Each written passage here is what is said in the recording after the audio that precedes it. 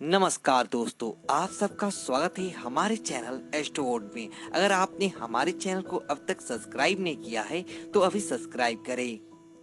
दोस्तों सबसे पहले आप इस वीडियो को लाइक कर दीजिए, क्योंकि बाद में आप लाइक करना भूल जाते हैं।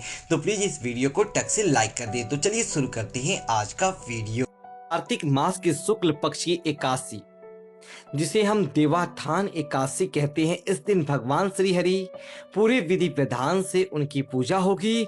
और इसी एकादशी के दिन श्री हरि भगवान विष्णु पूरे 4 महीने की योग निद्रा के बाद जागेंगे। तो इस देवोत्थान एकादशी के दिन ऐसा कौन सा विशेष प्रयोग करें धनिये का, जो जीवन में सुख समृद्धि बढ़ जाए।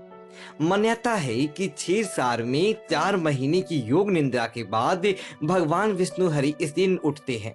और आज हम आपके साथ साझा करेंगे कि 2020 में देव उठनी एकादशी कब है और कैसे इस व्रत को आप मनाइए, क्या होगी पूजा विधि और शुभ मुहूर्त। धार्मिक मान्यता के अनुसार भाद्र पक्ष मास के शुक्ल पक्ष की एकादशी को भगवान श्री हरि दैत्य जो सखासुर था उनको मारे थे, और दैत्य और भगवान विष्णु के बीच युद्ध लंबे समय तक चलता रहा।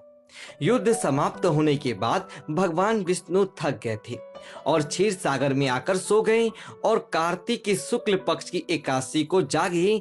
तब देवताओं द्वारा भगवान श्री हरि का पूजन किया गया, और कार्तिक मास के शुक्ल पक्ष की इस एकादशी को प्रबोधिनी या देव उठनी एकादशी कहा जाता है। इस एकादशी के दिन तुलसी की विवाह करवाने का परंपरा है, और इस दिन विशेष तौर पर एक छोटा सा प्रयोग धनिये का किया जाता है। लेकिन आइए जानते हैं कैसे करेंगे इस एकादशी के दिन तुलसी विवाह। 2 लाइन में देखिए, तुलसी विवाह की जो परंपरा है, इसके पीछे भगवान शालिग्राम और तुलसी के विवाह से जुड़ी एक कथा आती है कि जलंधर को हराने के लिए भगवान विष्णु ने वृंदा नामक एक विष्णु भक्तिन के साथ छल किया, और वृंदा ने भगवान श्री हरि को श्राप देकर पत्थर बना दिया। पर माँ लक्ष्मी और सभी देवताओं के विनती से उन्होंने फिर से सही कर दिया, और अपना जो श्राप था उसे वापस ले लिया। और उन्हीं की राख से जो पौधा निकला, वृंदा की राख से, वो सती हो गई। तो तुलसी के पौधे का जन्म हुआ, और उन्हीं का विवाह शालिग्राम के साथ किया जाता है।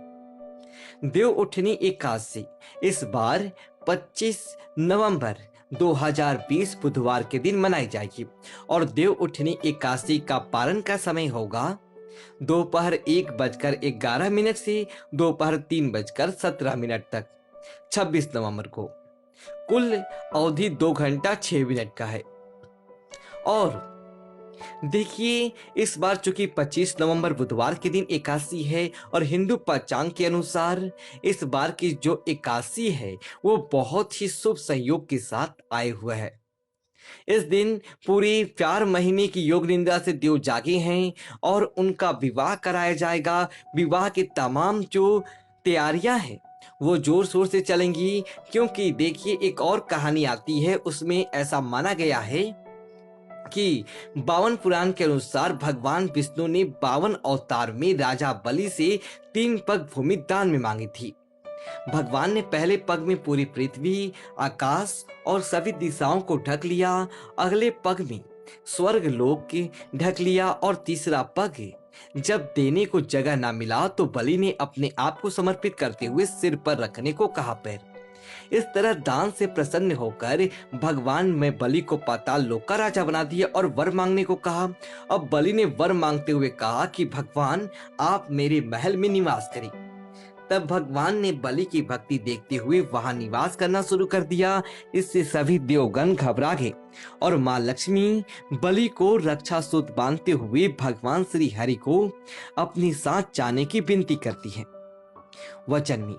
तब बलि कहते हैं कि ठीक है, 4 महीने मेरे यहाँ रहेंगे और बाकी के आपके साथ। इस तरह से जो 4 महीने हैं, जिसमें आप दीपावली ने अपने पूजन किया माँ लक्ष्मी का, तो इस गणेश जी के साथ किया। हालांकि श्री विष्णु का आह्वान किया गया, लेकिन धार्मिक मान्यताओं के अनुसार भगवान विष्णु देव सैनी एकादशी से देव उठनी, जिसे हम देव प्रबोधिनी एकादशी कहते हैं, पाताल लोक में बलि के यहाँ निवास करते हैं।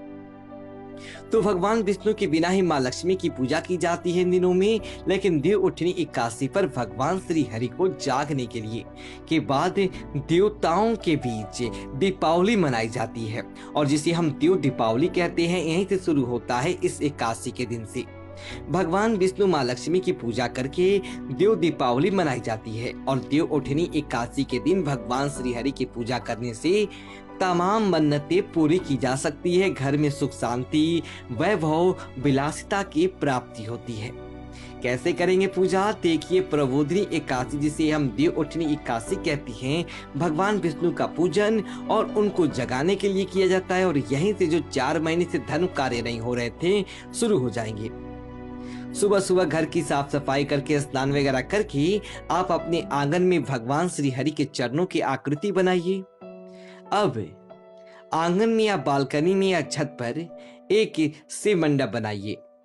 4 ईख लेकर छोटा भी बना सकते हैं, बड़ा भी बना सकते हैं। अब चरण पादुका बनाइए श्री हरि की, और उस पर आप तमाम तरह के मौसमी फल, मिठाई, पुष्प डालकर रखिए, पूजा करें और उसको डलिया से ढक दें। इस दिन रात्रि में घर के बाहर और पूजा स्थान पर, घर के पास में जहां दिवाले है, दिया जलाने का विधान है, क्योंकि मान्यता है कि घर से बाहर और दिवाले में दिया जलाने से आपकी समस्त विपत्तियां समाप्त हो जाती है, मनोकामनाएं पूर्ण होती है। रात के समय सभी परिवार के लोग भगवान विष्णु समेत सभी देवताओं का पूजन जरूर करें, और इसके बाद उनको शंख बजाकर, घंटा घड़ियाल बजाकर, एक थाली में एक का डंटा लेकर आप डंटन आवाज करते हुए बोलिए, उठो उठो वासुदेव उठो उठो। आप ऐसा भी बोल सकते हैं, उठो देवा बैठो देवा, अंगुरिया चटकाओ देवा, नई सूत नई कपास देव उठायो कार्तिक मास। ऐसा भी बोल सकते हैं। तो ऐसे आप कर सकते हैं। जो महिलाएं हैं वे खास प्रयोग इस दिन करेंगे।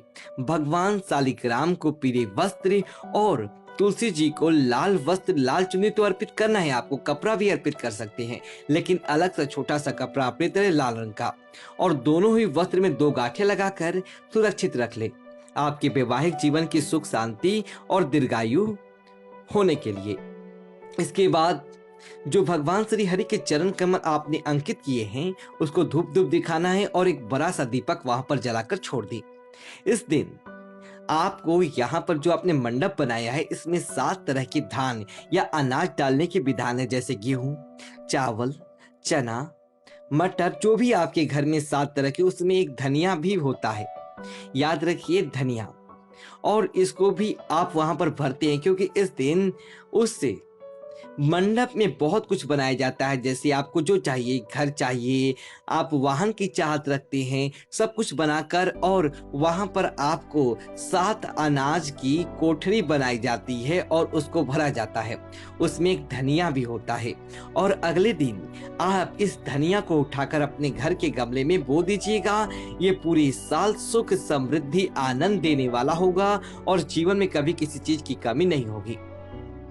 तो इस दिन आप जितने अच्छे से सजाइए, उनकी पूजा करें, मंगल आरती गाएं और फिर प्रार्थना करें। शास्त्र के अनुसार, चूंकि यहाँ पर देखिए कि एकादशी व्रत करने से, उनका विवाह कराने से कन्या दान की इतना पुण्य भी मिलता है, और जीवन की समस्त परेशानियां समाप्त हो जाती है। तो फिलहाल दोस्तों यहाँ से विदा लेते। दोस्तों यदि आपको वीडियो अच्छी लगी हो तो वीडियो को लाइक करें, और कमेंट बॉक्स में ओम श्री हरि नारायण लिखे या जय महाकाल लिखे, और हमारे चैनल को सब्सक्राइब करें। धन्यवाद दोस्तों।